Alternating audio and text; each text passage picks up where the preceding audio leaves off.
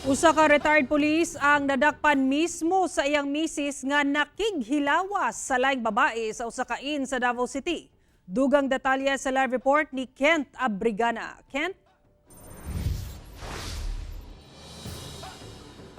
Sara, viral karon ang video sa usa ka retired police human kini nasakpan sa iyang misis nga dunay kaubang laing babae sulod sa usa ka inn sa Davao City. Sa karon napasakaan na ang duha og mga kaso.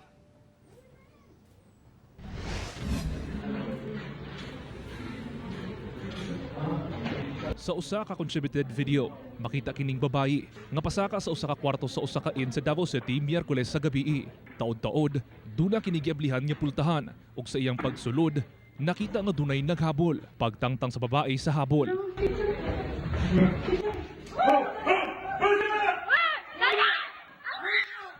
Nasayrang bana kini niya nga dunay kauban nga laing babae.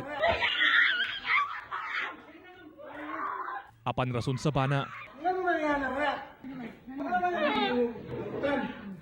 makita sa bangkasuko sa misis o giatake ang kauban nga babae sa iyang bana.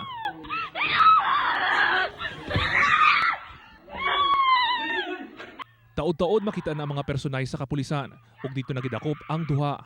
Sumala sa pulis. Nailhan ang lalaki nga usa ka retired police. Samtang usa ka magtutudlo ang iyang gituuhang relasyon. Giingong naglalis ang misis ug iyang bana buntag ni atong adlaw sa gituuhang boarding house sa relasyon sa bana.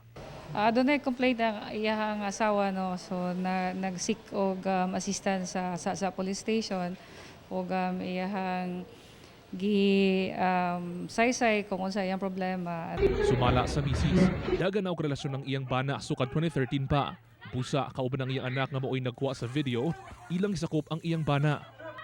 Gisulayan sa GMA Regional TV 1 Mindanao nga makahinabi ang retired police apan nagdumili kini. Mag-atubang kini og kasong concubinage ug paglapas Republic Act 9262 kun Violence Against Women and Their Children's Act. Samtang nakapiyansa ng babaeng relasyon ni ini nga nagatubang og kasong adultery. Sara, mihangyo sab ang kapulisan sa mga netizen nga kung mamahimo, likaya na ang pag-share sa moong video nga nagakuyanap karon online. Sara. Okay, dagang salamat, Kent Abrigana.